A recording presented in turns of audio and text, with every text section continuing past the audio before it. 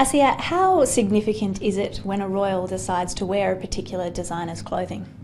It's very important. I think it's really easy for people to dismiss fashion talk around influential women like Kate Middleton as frivolous, but when Kate Middleton is snapped wearing a particular outfit and covered in magazines, it can launch a sales sensation for retailers and designers alike.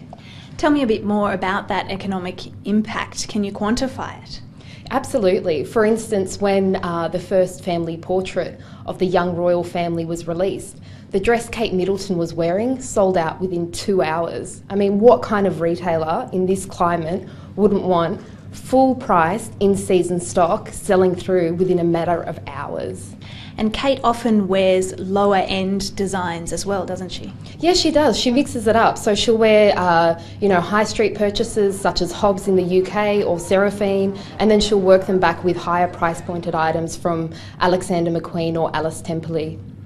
Kate has been known when she visits particular countries to make rather deliberate choices, often wearing local designs from that particular country. What's behind that choice?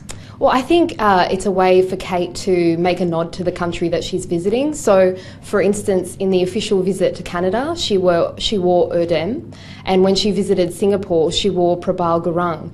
Now, both of those designers are local to those countries, but not super high-end and super inaccessible. So she's supporting young designer labels while also giving a nod to the country that she's currently visiting, which is great.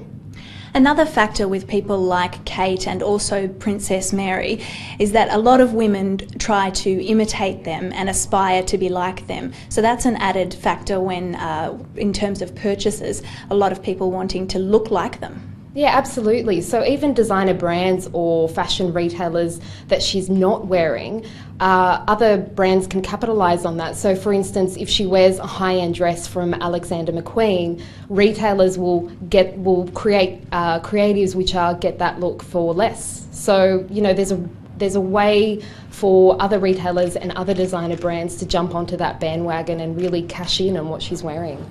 So it's a big coup for a local designer to have their clothes worn by someone like Kate. Absolutely, and because Kate has worn local designer labels in the countries that she's visited, there's a very good chance she'll wear an Australian or New Zealand designer label when she's in town. And the boon for that is just incredible. I mean, designers will be global within a matter of hours like we've seen in the past with, the garments that she's worn. And I think a lot of designers and a lot of local retailers have now really upped their e-commerce capabilities and can ship internationally. So the potential for them to move stock isn't just within Australia, but it's within the world. So I think that it's huge in terms of not only sales, but profile building.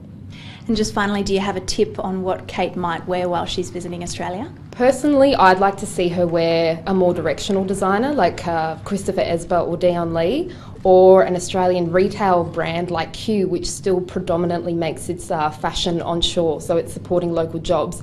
But my best bets, I think she'll either go for Scanlon and Theodore or Carla Zempati and possibly Tony Matichevsky for evening wear, because they're all well-known Australian designer labels but also have a beautiful look that measures back with what she wears.